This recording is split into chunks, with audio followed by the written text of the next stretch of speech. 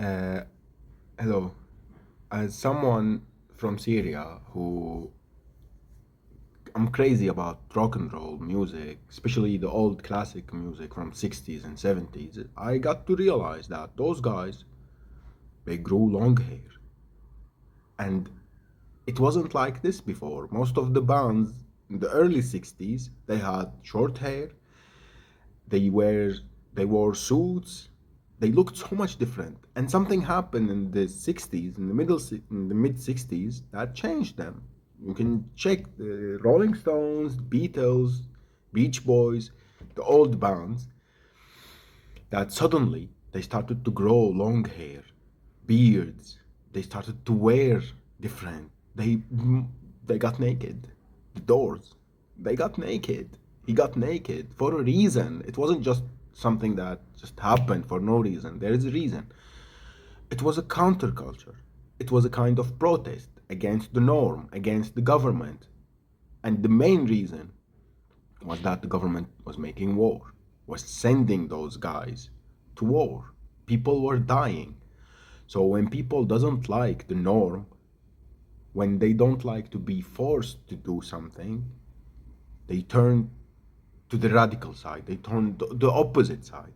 When you are being forced to do something that you are already doing, maybe you are already doing that thing, but when someone is telling you no, you have to do it by force, you won't do it, and you will do the total opposite.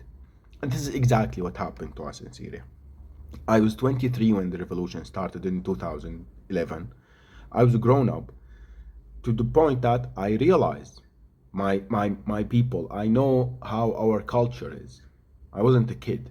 So I know that people weren't radical. We were just normal. In every street you can find a neighbor that is from a different religion, from a different section of Islam. No one cared. We didn't care. So, but when we started the revolution, we started it for freedom. We asked for freedom, and you can check it. It's all documented. We are not in the 1700s. So everything was documented on videos. People were asking for just freedom. But the regime called it Islamic, called it terrorism uprising and conspiracy against me, and he started to fight us for our religion. And when you fight people for their belief, even if they don't practice it, they will go to the maximum side of that religion. So when you imagine you are telling Christians you can't go to church, you just can't. And if you go to church, I will arrest you. Everyone will go to church. Not just because they love church or they want to go to church. No, because they are being oppressed for what they believe in. Maybe someone who just identify as Christian, but he never go to church. He doesn't care. But when you tell him no, you can't go, he will go.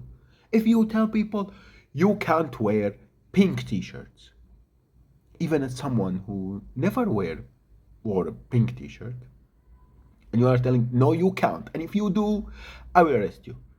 People are like, no, who are you to tell me what to do and what not to do? I will wear pink. And this is exactly what happened in Syria. People had to be radicalized. They had to go there because there's no other option. And mostly, people tend to be closer to God when death is closer. When you are fearing that you are gonna die at any moment, who are you gonna go to? God. But when people are just free, living happily and everything, okay, maybe you love God, maybe you don't, maybe you believe in God, maybe you are religious. It's up to you. But they won't try to force their ideas, they won't try to radicalize others. And this is exactly what happened with us. I know guys, my friends, that we go to the cafe and in the evening we play cards, just normal dudes. Some of us, like me, I don't pray. I'm just like that. My friends is almost an imam. He pray, he memorized Quran, all of it. He's so religious, and we are just friends, and no one say anything, no one care. It's his belief. We used to be like that, and the point is now everyone is focusing on the guys that ruled the section that ruled Syria after the revolution. This guy is the Abu Muhammad Jolani. He's from Damascus. He was raised in Damascus. He's from the south. But I know these guys. I know that he's the guy who was radicalized because of what happened in Iraq. He was seeing people getting killed in Iraq, and he was like, "You are killing us because we are Muslims? I will go there and fight you. You came, you came from America, you came from everywhere to fight in Iraq, and everyone knows was a lie. There is no weapons of mass destruction in Iraq. You radicalize this person, and then he grow up. He's in his 40s now, and his ideas change. People change. So what? You have to understand that we are also humans. We are like you. Today, you believe in this. Tomorrow, you might change your mind. You might see what is right, what is wrong, and you will change again. We are not just a robot that you put a program and that's it. This is stable. This is him. This is his ideas. Nothing gonna change. No, people change, and we can see it on the ground that these groups, this group, changed. They are not the same. They are not the same like 5 years ago. Everything changed in their ideas. Also, you have to understand that in Syria, when we were in Syria, there is nothing like this street is for Christians. There is areas that this is a Christian area, but you can find Muslim people living there, and you can find Christians living outside of it. It's normal.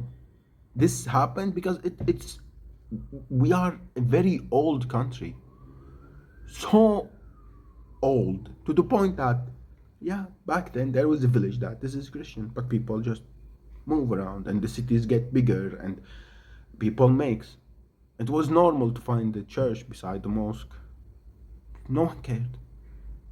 We it was so normal for us. You have a Christian friend, you have Alawi friend, you have Thursday friend working together. It's just normal.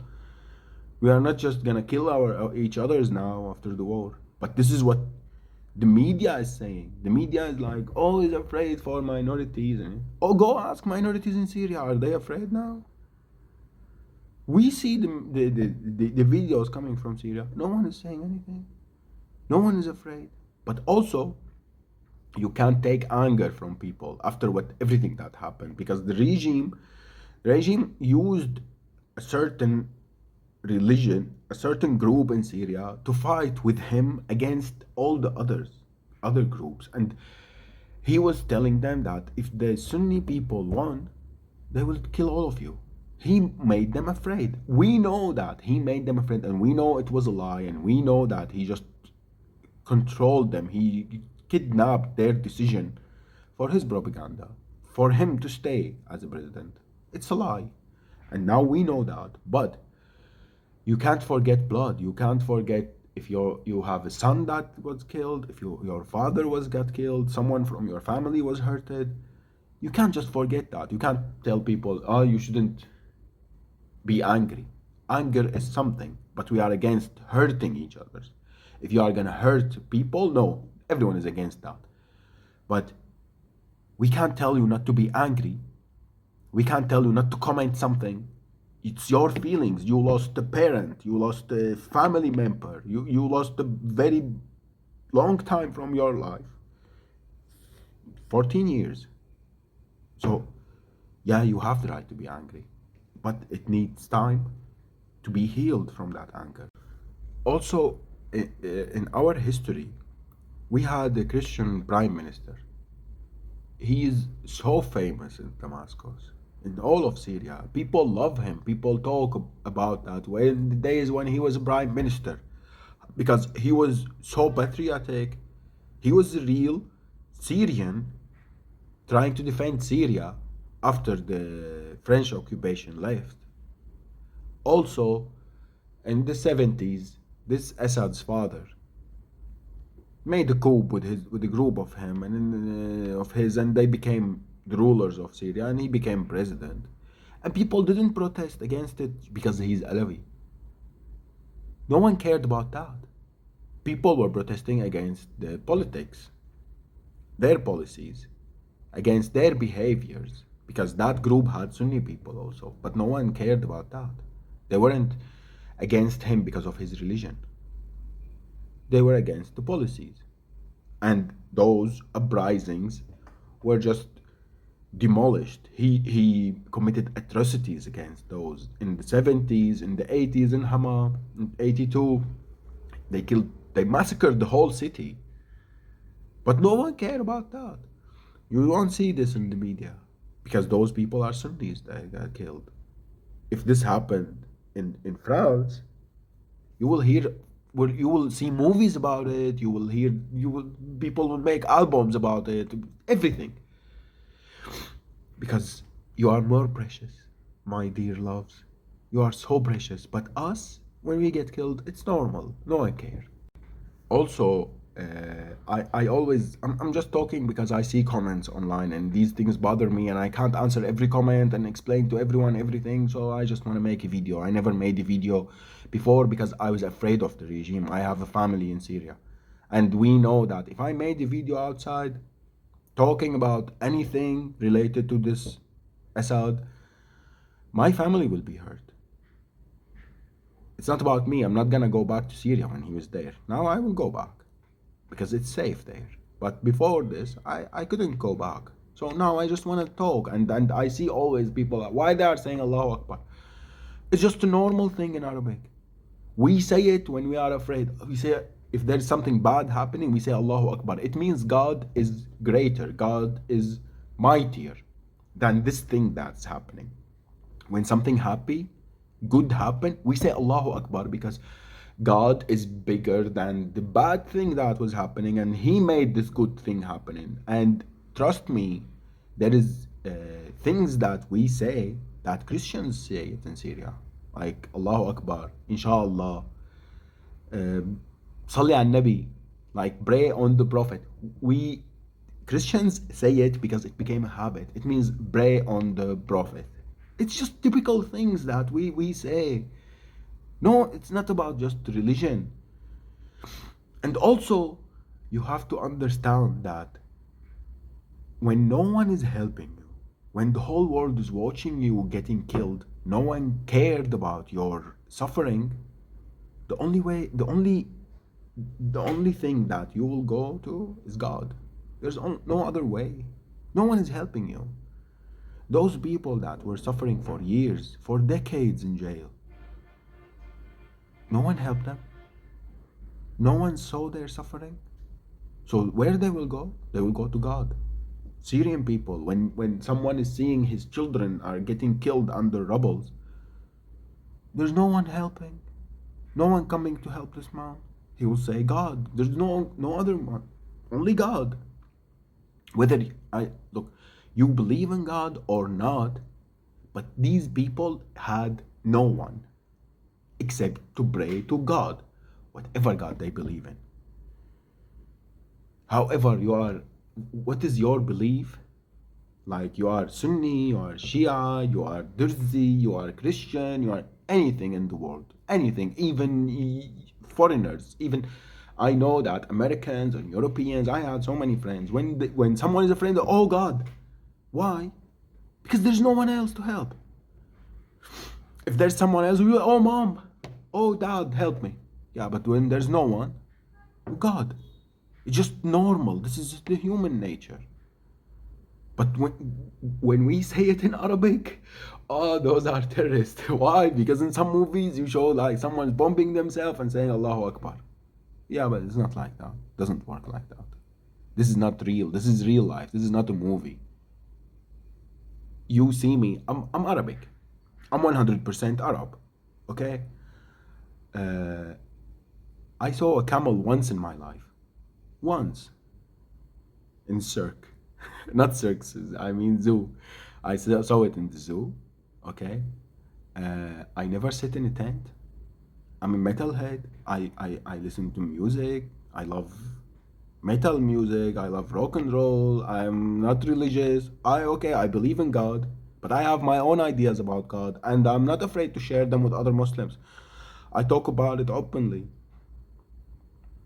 I don't pray. I don't pray. I'm not religious. I don't go to mosque. Yeah, I believe in God, but on my way of belief, and that no one care about, and no one is bothered. Like, okay, do whatever you want. We have a saying that no one is got will get judged instead of others. So when we go to God, when God is judging, He will judge me personally. He won't judge us as a group. He won't ask someone to be judged instead of me. It's up to me. So I do whatever I want. And I believe that God is just someone who's merciful. Someone, God who created all this world, all this happiness, all this, now the sunlight is outside. God created this. God made this, and He's beautiful because this is beautiful. Someone who's not beautiful can't create this beauty. So, this is how I believe. I believe God is not scary. I believe God is something happy, something beautiful. So, that's it. And trust me, most Muslims are like me. So, please, I just want one thing. When you see anyone talking about what's happening in Syria, what's going on in Syria, the future of Syria, why Assad, why this, why who's that. There is Arabic people online. There is Arabic groups online. On all social medias, you will find pages, you will find people, anything. Call me, I don't care. Just ask for the truth. What is the truth? How are these people living?